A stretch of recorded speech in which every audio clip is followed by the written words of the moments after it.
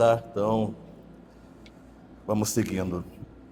1 Reis, capítulo 18, versículos 16 até o 19, diz assim, o momento onde Elias está no Monte Carmelo. Então Obadias dirigiu-se a Acabe, passou-lhe a informação, e Acabe foi ao encontro de Elias. Quando viu Elias, disse-lhe: é você mesmo o perturbador de Israel? Elias respondeu então: não tenho perturbado Israel, mas você e sua família e a família do seu pai têm. Vocês abandonaram os mandamentos do Senhor e seguiram os Balaíns. Agora convoque todo o povo de Israel para encontrar-se comigo no Monte Carmelo, e traga os 450 profetas de Baal e os 400 profetas de Aserá que comem à mesa de Jezabel. Só até aqui, feche seus olhos por um instante. Senhor, em nome de Jesus, nós te louvamos pela preciosa palavra do Senhor, Pai. Que a tua palavra ela venha cumprir com o teu propósito nesta noite sobre a vida de cada um que aqui está. Senhor, em nome de Jesus, eu oro para que toda distração, todo ladrão da semente caia por terra, Pai. Que toda mente agora seja cativa a Ti. Pai, que o Senhor possa fazer com que a Tua palavra cumpra com o Teu propósito neste lugar, para a honra e glória do Teu santo nome. É assim que eu oro, Pai, sobre a Tua igreja nesta noite. Grato pela Tua palavra, no precioso nome de Jesus. Se você crê, diga amém. Querido, você já foi rotulado de alguma maneira? Alguém já rotulou você por alguma coisa? Alguém já definiu você de alguma maneira? Alguém já definiu você talvez por uma característica física, por uma situação? Já foi rotulado por alguém? Quando alguém olha para você, de repente, às vezes a pessoa nem te conhece, ela acaba rotulando você por alguma situação, né? Às vezes tem gente que rotula os outros sem conhecer. Só de olhar, fala assim: eu não vou com a cara daquela menina. Eu acho ela muito metida. Eu acho aquela pessoa muito mala, né? Já foi rotulado assim por alguém? Ou talvez você já rotulou alguém? Eu creio que todos nós, em algum momento, já passamos por uma situação como essa. De sermos rotulados, né? De as pessoas nos tratarem, às vezes sem nos conhecerem, ou dizerem algo sobre nós que não é uma verdade. Sabe, e aqui, por que eu estou falando para vocês? Porque o texto aqui, em especial, que nós acabamos de ler, ele acontece uma situação como essa. Aqui a gente vê Elias, ele está ali no Monte Carmelo, então ele é rotulado, né? Acabe rotula ele. Porque 1 Reis 18, 17 diz assim: és tu o perturbador de Israel. Era como se o rei Acabe, ele estivesse dizendo para Elias assim: olha, se não fosse você, Elias, esse caos que a gente está vivendo aqui não aconteceria.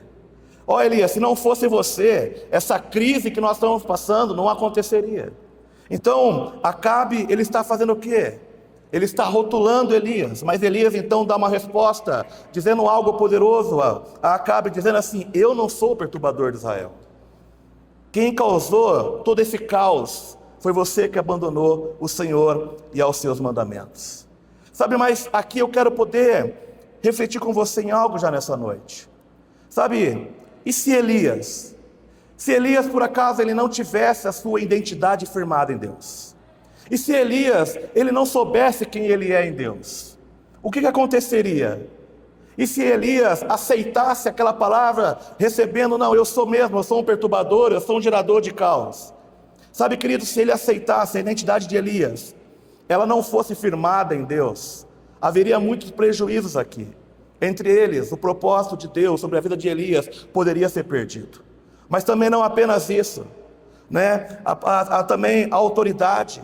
A autoridade de Elias poderia ser comprometida por causa da fala de Acabe, assim também como Elias poderia perder o lugar de voz profética sobre o povo, se ele acabasse acreditando naquilo que Acabe estava falando sobre ele.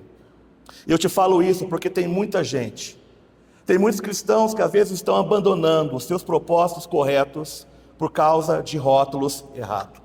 E aqui eu quero dar a você nessa noite alguns alertas importantes.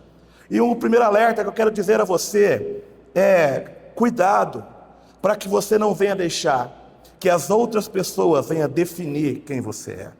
Sabe, Elias, meus irmãos, ele foi chamado aqui nesse texto de problema.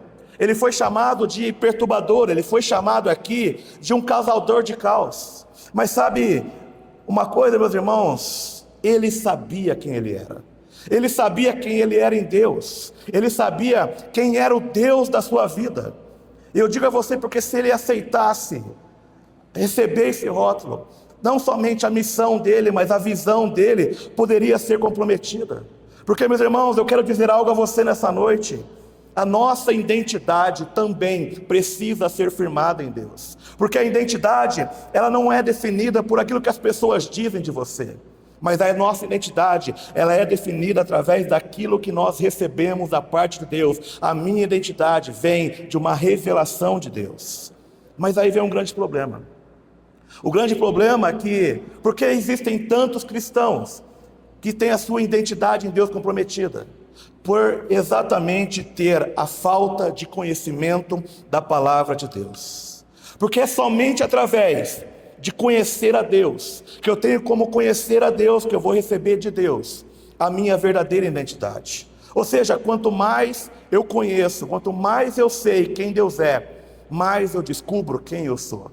Por que existem então muitos cristãos que não têm uma identidade firmada em Deus? Por falta de conhecimento da palavra, por não buscar em Deus revelação, por não buscar em Deus conhecimento, e por isso muitos não têm convicção de quem são, muitos não têm convicção da sua identidade em Deus. E essa identidade em Deus, ela vai ser firmada através da revelação de que Deus, Ele é o nosso Pai, e essa foi uma das grandes missões de Jesus.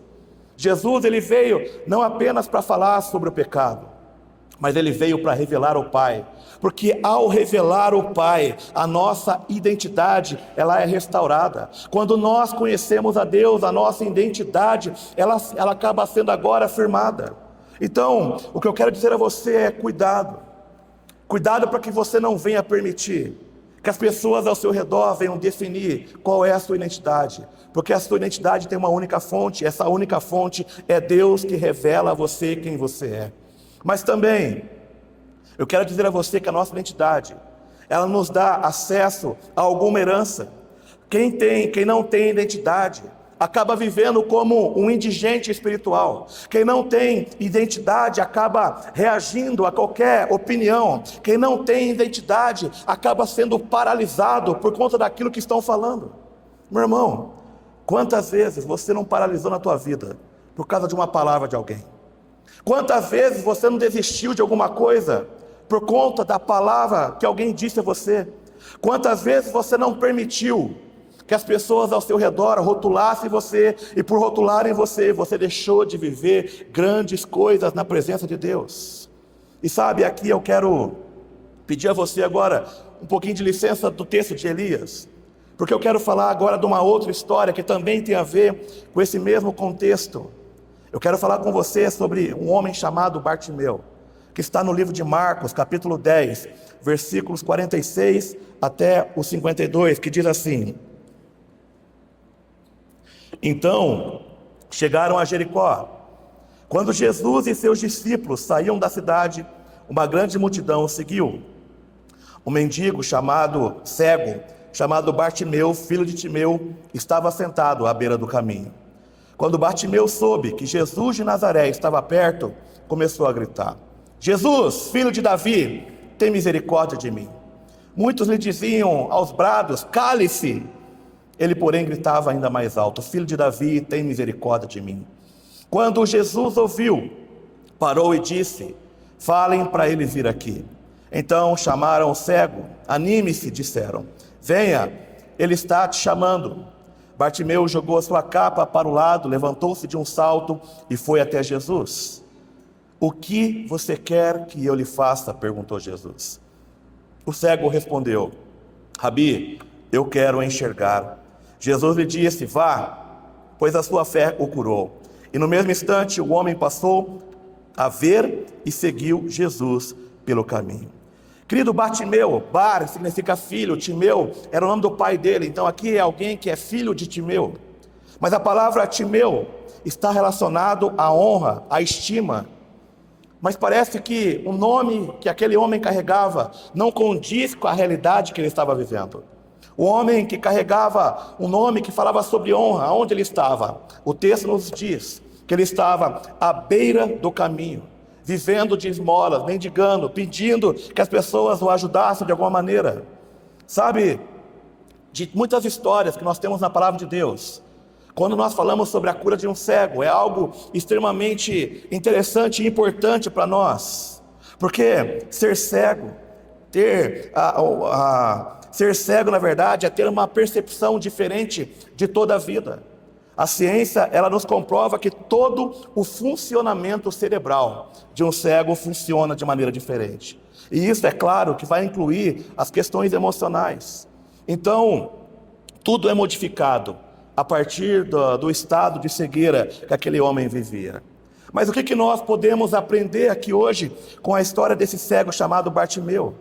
Queridos, quando nós olhamos para ele, é óbvio, Jesus está passando por ele, Jesus sabe da necessidade dele. Jesus sabia o que ele estava passando. Jesus sabia talvez das angústias, das tristezas, de tudo aquilo que a cegueira havia ocasionado na vida dele. Jesus estava ciente de toda a situação, das limitações que aquele homem ele carregava, de talvez como estava a sua autoestima, de como estavam os seus sonhos, como estavam talvez os projetos de vida. Mas uma coisa havia sido roubado dele também, uma identidade. A identidade dele, ele não sabia quem ele era, porque é natural, diante de tudo que ele estava passando, a identidade de uma pessoa ser comprometida. Mas quando Jesus pergunta para ele, o que você quer que eu te faça? Não é porque Jesus não sabe o que ele precisa, mas porque, na verdade, o que Jesus aqui está nos ensinando é que quando ele pergunta para nós, o que você quer que eu te faça? É que ele está pedindo para que a gente possa olhar para nós mesmos e reconhecer que áreas das nossas vidas estamos adoecidos, que áreas da nossa vida têm roubado a nossa identidade de filho de Deus. Queridos, quando Jesus ele olha para nós também e pergunta para você hoje, o que você quer que eu te faça? Ele está dando a você a oportunidade de você olhar para si e também entender o que tem roubado a sua identidade, porque se existe algo que Jesus nos dá como herança, e é algo precioso, é ser filho de Deus. Ser filho de Deus, meus queridos, é a nossa maior herança. Ser filho de Deus não é apenas uma figura poética, ser filho de Deus não é apenas um título emocional, mas na verdade é uma realidade jurídica e espiritual que é estabelecida por Deus. Queridos, João 1,12 diz, mas todos os que creram nele, o aceitaram, ele deu o direito de se tornarem filho de Deus. Sabe, eu quero hoje, nessa noite, poder lembrar você de algo importante. Lembrar você de que o nosso primeiro chamado em Deus é para sermos seus filhos. Sabe, porque se isso é roubado de você, tudo na sua vida é comprometido. Se o diabo rouba a sua identidade de filho, tudo o que você vai fazer na sequência vai ser comprometido. E é por isso que ele trabalha, gerando marcas na sua alma. Sabe, queridos, nós sabemos que a nossa mente, ela é um grande arquivo. E nesse grande arquivo que é a nossa mente, ela está cheia de registros. Registro de traumas, de abusos, registro às vezes de negligências, cicatrizes que ficam ali registradas no nosso neurônio. Queridos, eu quero que você possa entender que às vezes essas marcas, elas podem nos acompanhar para a vida toda. Mas quando essas marcas estão dentro de nós, a nossa identidade de filho, ela é comprometida. Sabe, o diabo ele não precisa vir e tirar você da igreja. Basta que ele comprometa a sua identidade como filho de Deus. Basta que ele diga a você, basta que você seja convencido de que você não é filho. Basta que você seja convencido de que você não tem direito de nada. Sabe, Jesus, ele olha para Bartimeu, mas ele não trata Bartimeu como um mendigo. Ele não trata Bartimeu como apenas um pedinte. Ele trata como alguém que é um filho, que tem direito de pedir. Sabe que eu quero dizer algo a você nessa noite? Tem muita gente na igreja, tem muita gente no nosso meio que está vivendo como um indigente espiritual. Tem muita gente que está vivendo como um mendigo espiritual. Sabe, que não tem uma identidade, firmada em Deus. E por conta disso, qualquer coisa machuca, qualquer crítica derruba, qualquer elogio ilude, tudo vira uma indireta. Meu irmão, tem gente aqui, você não pode postar nada, tudo é uma indireta, tudo está dodói, tudo está ferido. Ah, por que não fala na cara? Gente, isso é coisa de gente doente, isso é coisa de gente ferida, isso é coisa de gente que não tem uma identidade firmada em Deus. Porque quem sabe quem é, não gasta tempo, não se perde com elogios. Quem sabe quem é em Deus e tem a sua identidade firmada em Deus, não para por causa das críticas. Quem sabe e tem a sua identidade firmada em Deus, tem estabilidade emocional e espiritual. Porque a herança, meus irmãos, não é aquilo que Deus nos dá. A maior herança que eu e você podemos receber é de sabermos quem nós somos em Deus. Quem você é em Deus. Meu irmão, você não é qualquer um. Você não é qualquer um. O mundo te convence disso. As pessoas tentam te convencer disso. Às vezes as pessoas da sua família causaram isso em você. Mas eu quero te dizer algo. Se existe algo que precisa ser restaurado em nós hoje, em nome de Jesus, é a nossa identidade como filhos de Deus. Você não é órfão, você não é qualquer um, você não é qualquer coisa, você é alguém especial, de valor, porque você é o filho amado de Deus. É isso que você é filho. Essa precisa ser a nossa identidade, porque saber que eu sou filho muda tudo. Eu caminho como filho, eu ando como filho, eu trato as pessoas como filho de Deus. Eu vivo nessa terra entendendo que eu sou filho de Deus.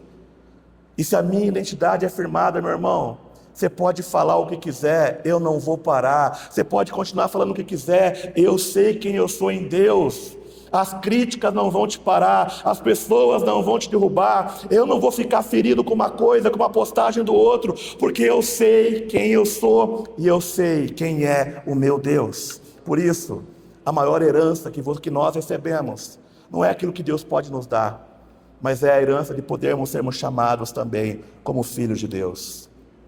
Porque também, quem sabe quem é, não se intimida com as grandes dificuldades, às vezes com as desvantagens que às vezes nós temos que enfrentar. Olha para a história agora de Elias novamente. Elias está no Monte Carmelo. Existe ali vários profetas de Balaim ali. São praticamente 850 homens contra um só. Humanamente, meus irmãos, Elias podia dizer: Senhor, eu estou em desvantagem. Mas sabe o que acontece? Elias sabia que por mais que ele fosse um entre 850, ele não estava em desvantagem. E por que Elias não estava em desvantagem? Porque ele sabia quem ele era, ele sabia quem estava com ele, ele sabia que independente do que estivesse acontecendo, o seu Deus não o abandonaria. Elias, ele não está preso ao número, Elias não está preso ao apoio popular, se as pessoas estão apoiando ele ou naquilo ou não. Ele tinha uma consciência de quem ele era, ele tinha uma consciência de quem estava diante dele. Sabe, e eu digo a vocês, nós precisamos ter essa consciência, porque a falta de identidade produz pessoas inseguras, e pessoas inseguras são enfraquecidas na sua autoridade. Meu irmão, tem muito crente que já perdeu a sua autoridade faz tempo, que tem medo do diabo. Você já viu isso? Parece que não combina. Um cristão ter medo de Satanás, já viu isso? Não orna, sabe? Porque se tem algo que Deus deu ao homem desde o início da criação do mundo, foi o quê? Autoridade. A palavra do Senhor nos diz em Gênesis 1:26: façamos o homem à nossa imagem, conforme a nossa semelhança, e domine ele, governe ele sobre os peixes do mar, sobre as aves do céu e sobre toda a terra. Antes de Adão trabalhar na terra, ele recebeu de Deus autoridade sobre ela.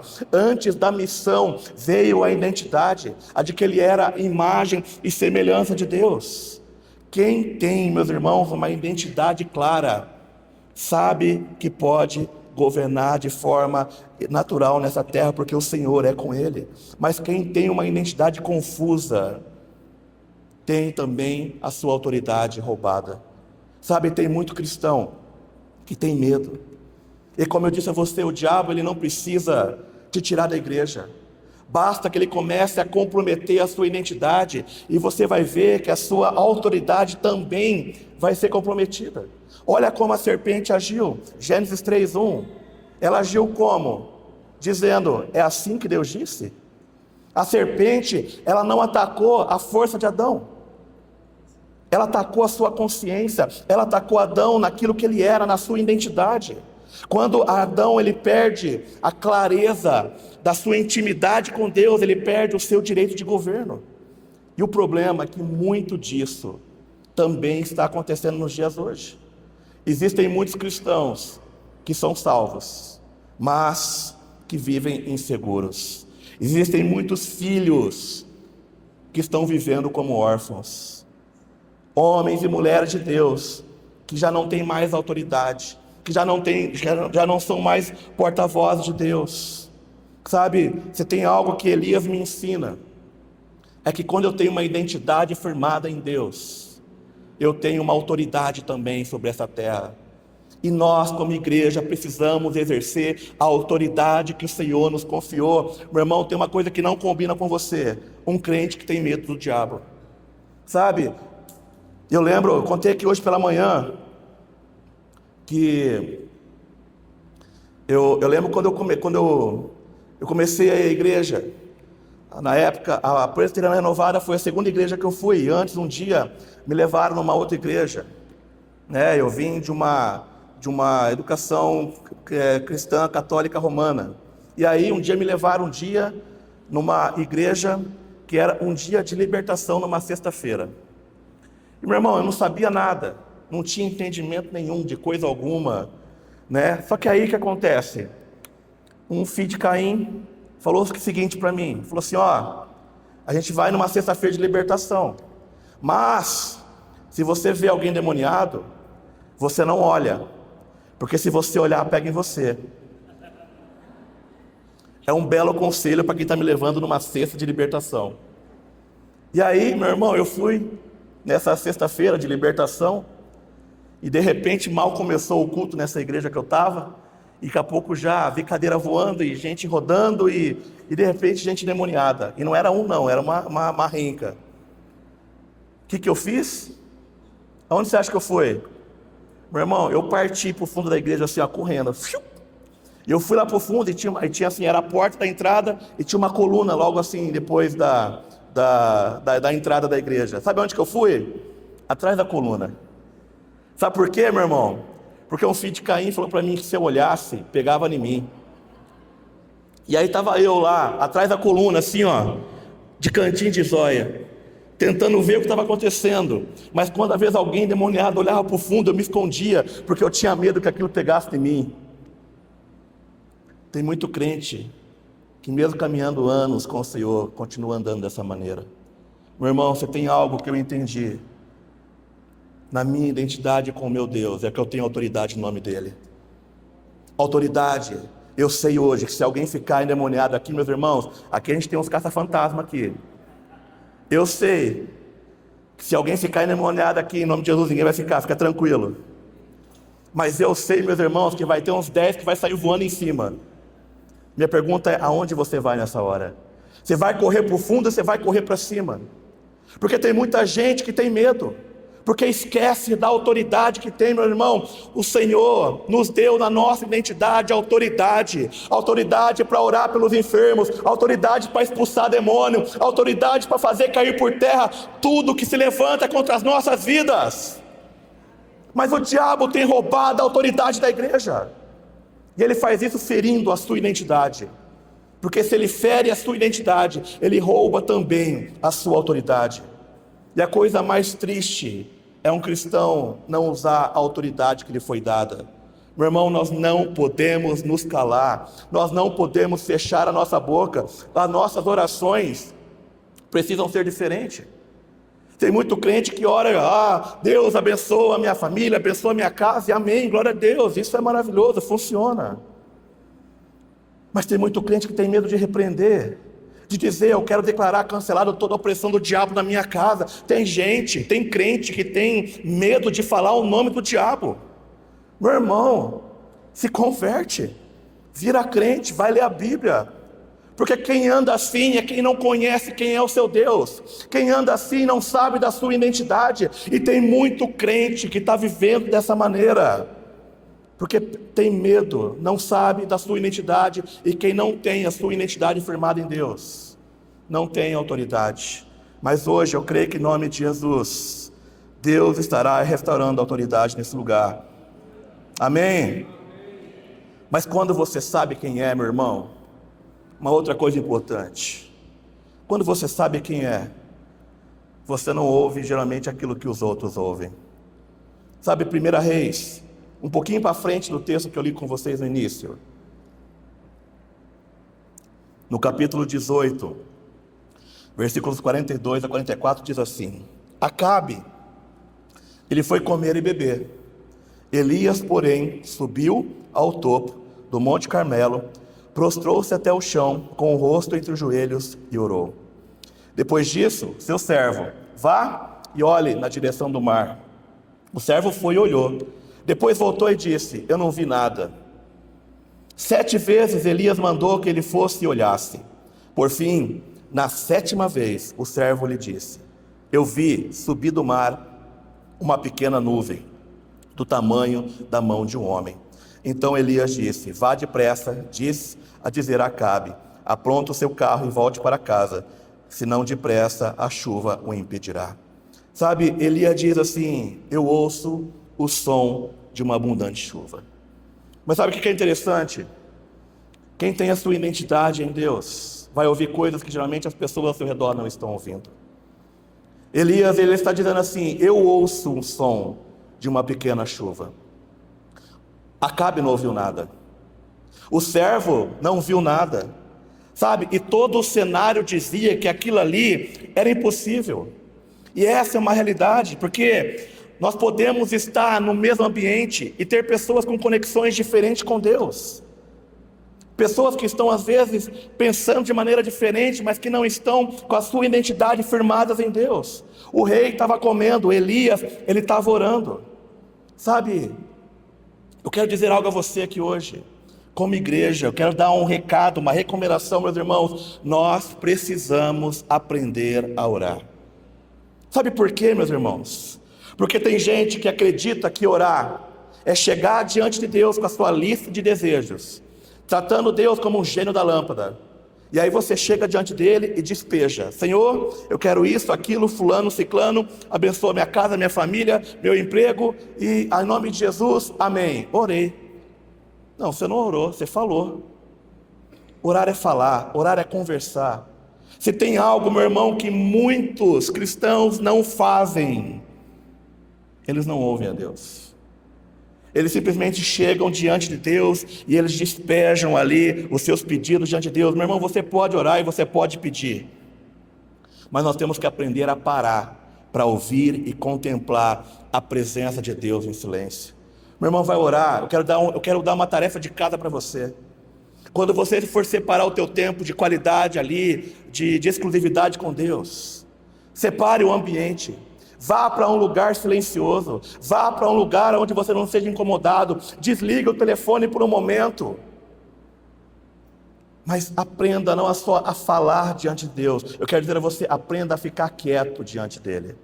Aprenda a ouvir aquilo que o Senhor está dizendo. Se tem algo que faz parte da identidade dos filhos de Deus, é que eles ouvem a voz do seu Pai. E eu te pergunto: o que você tem ouvido? O que você tem ouvido da parte de Deus?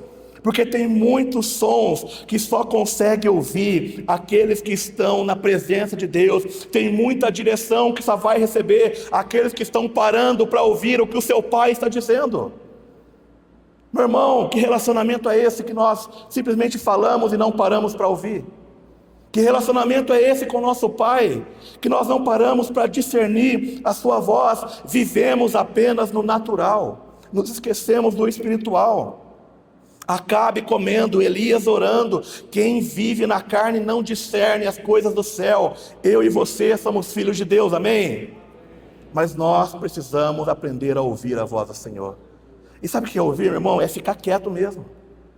É ficar em silêncio. Não é cantar, não, é ficar em silêncio total na presença de Deus. É sentar e ficar quieto, com a sua alma quieta, com a sua mente quieta. É fácil? Não é. No começo não é. E tem dias que você vai estar ali e talvez você não vai ouvir nada. Ah, eu perdi meu tempo, meu irmão. Quem perde tempo na presença de Deus? Se eu estou ali, eu estou com Ele. Mas se tem uma maneira de nós aprendermos a ouvir a voz de Deus, é quando nós aprendemos a ficar em silêncio na presença dEle, a ficarmos quietos na solitude, na quietude da nossa alma e da nossa mente. É nessa hora que eu e você recebemos a revelação. E quanto mais revelação eu recebo de Deus, mais a minha identidade, ela é firmada nele. Sabe por quê? Porque tem coisas, meus irmãos, que Deus vai falar com você que não vai condizer com a realidade em que você está vivendo naquele momento. Sabe, Elias, ele precisa insistir para que o seu servo vá olhar. Porque, meus irmãos, o servo olha 7 vezes, ele não vê nada. Porque aquilo que Deus estava falando com Elias era para um momento que ainda iria acontecer. É por isso que eu e você, nós precisamos ter a nossa identidade firmada em Deus, porque quando Ele falar com você, você não vai ter dúvida da voz dEle. Porque, meu irmão, tem coisas que Deus vai falar com você que não condiz com aquilo que você está vivendo. Deus vai falar com você sobre restauração quando você estiver no meio do caos. Deus vai falar com você sobre prosperidade no meio da sua escassez. Deus vai falar sobre chamado com você no meio dos seus momentos de rejeição. Sabe por quê? Porque Deus, Ele não consulta o teu passado para definir o teu futuro, mas Ele te trata hoje a partir daquilo que Ele pode fazer e realizar na sua vida. Deus fala. A questão é que nós, como seus filhos, precisamos parar para ouvir. E é parar para discernir a voz do Senhor sobre as nossas vidas. Sabe, se tem algo que eu quero que você tenha firmado hoje na sua vida, não se esqueça de quem você é. Meu irmão, não se esqueça. Sabe, eu quero que você possa gravar na tua alma e no teu espírito essa palavra hoje. Não se esqueça de que você é filho de Deus. Talvez te chamaram de problema. Talvez você ouviu que você não daria certo. Talvez o cenário da tua vida contradiz as promessas de Deus para a tua vida. Mas não se esqueça de quem você é em Deus. Sabe por quê, meu irmão? Porque você é filho amado. E não é porque você não é filho amado porque você faz alguma coisa para Ele. Porque antes mesmo de você fazer qualquer coisa, Ele já te chama de filho. Sabe, nós precisamos ter essa identidade firmada em nós, de que nós somos filhos de Deus, que somos filhos amados. E eu quero caminhar para o final. Lucas 15, versículo 20 ao 24, diz assim: Então voltou para a casa de seu pai. Quando ele ainda estava longe, seu pai o viu. Cheio de compaixão, correu para o filho e o abraçou e o beijou. E o filho disse: Pai, pequei contra o céu e contra o Senhor, e não sou mais digno de ser chamado seu filho.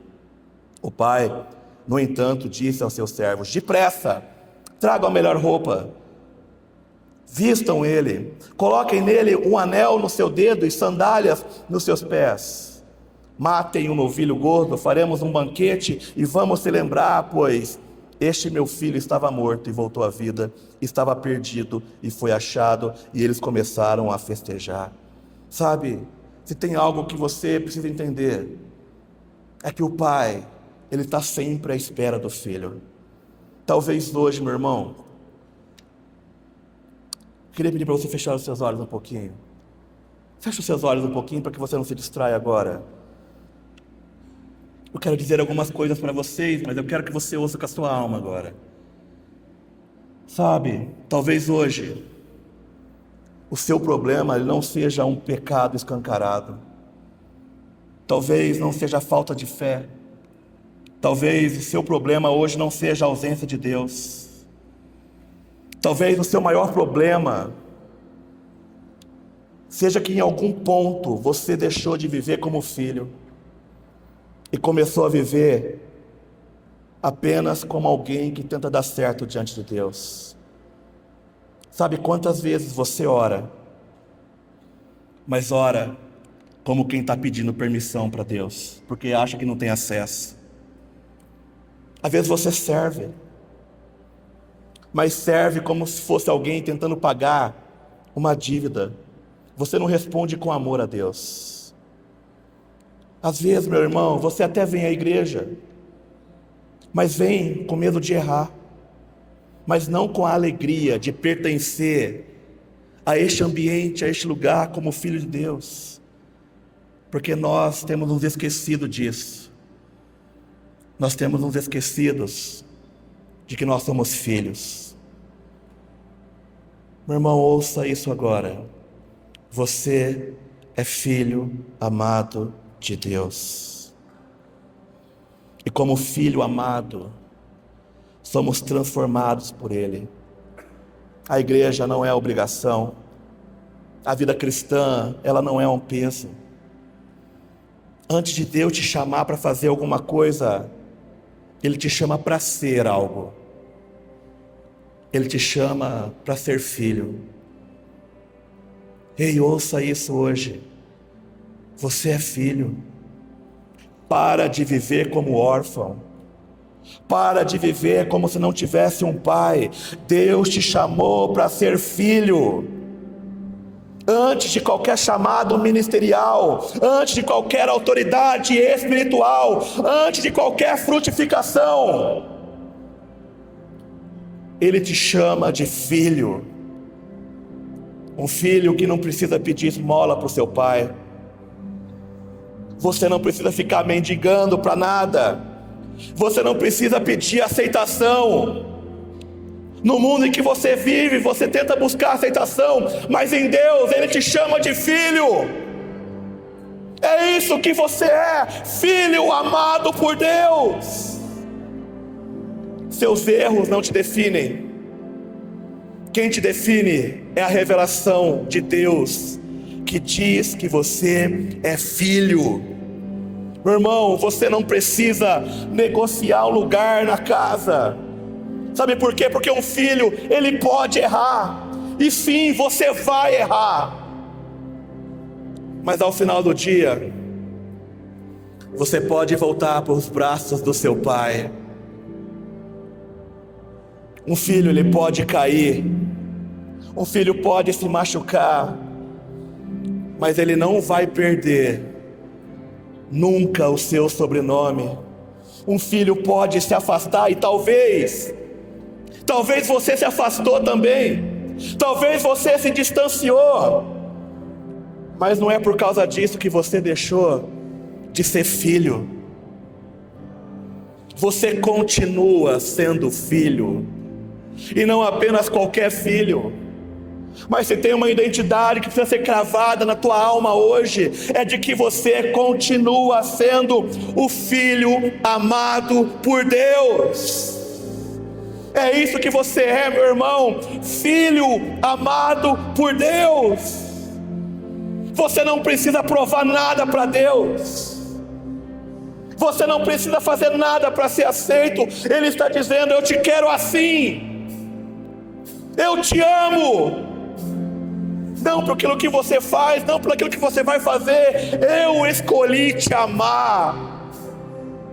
E mesmo que você erre, e meu irmão, e você vai errar, Ele vai continuar te amando. Mesmo que você fale, Ele vai continuar te amando. Porque não há nada que você possa fazer que mude o amor que Ele sente por você. Não há nada que você possa fazer que vai fazer o amor dEle aumentar. Ele te ama hoje da mesma maneira que Ele te amava ontem, e vai te amar amanhã da mesma maneira, porque o amor dEle não muda. O amor dEle não está condicionado ao que você é, ao que você faz, porque você é filho. Essa é a sua identidade. Esse é o seu primeiro chamado. O seu primeiro chamado é para ser filho, filho amado de Deus. E talvez você diga: Senhor, eu não sou digno. Assim como o filho pródigo, ele diz: eu não sou digno. Mas o coração do pai se alegra e diz: este meu filho voltou. Então hoje, meu irmão, hoje é um convite para que a sua identidade como filho seja restaurada. Hoje é um convite para que você não abra mão da sua identidade. Não negocie esse lugar. Não negocie o lugar de filho. Não troque por nada. Você permanece, você persevera, e você vai vencer. Porque como filhos ouvem a voz do seu pai. Filhos ouvem, que as pessoas ao nosso redor geralmente não estão ouvindo. E sabe o que eu ouço nessa noite? Eu ouço o som de uma pequena chuva. Eu ouço o som de uma pequena chuva, de Deus dizendo para você: ei, eu tenho um novo tempo para você. Ei, eu vou te restaurar. Ei, eu vou curar o seu coração e restaurar a sua identidade de filho. Porque se tem algo que o pai pode fazer pelo seu filho, é curá-lo, é transformá-lo e dar a ele identidade. É isso que você recebe hoje de Deus, uma nova identidade. Você não precisa mais continuar caminhando de cabeça baixa, preso à insegurança, preso aos medos, preso às incertezas. Porque o teu pai, que é Deus, Ele diz: olha, eu tenho uma nova identidade para você, um novo tempo. Eu quero declarar isso sobre a tua vida, meu irmão. Se coloque de pé em nome de Jesus.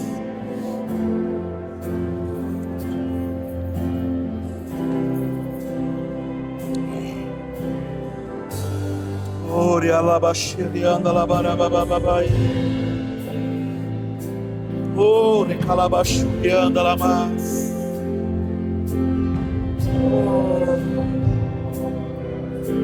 Meu irmão,